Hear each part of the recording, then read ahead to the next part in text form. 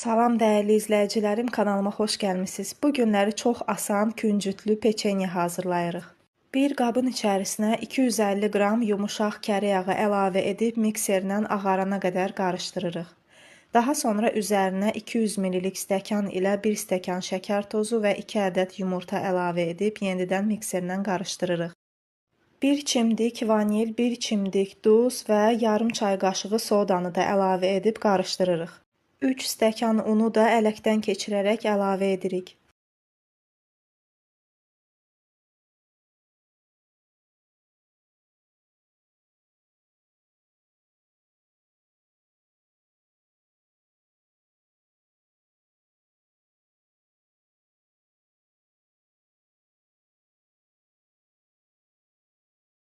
Masamıza un səpib, xəmirimizi çox nazik olmadan yayıb peçenya formaları ilə kəsirik.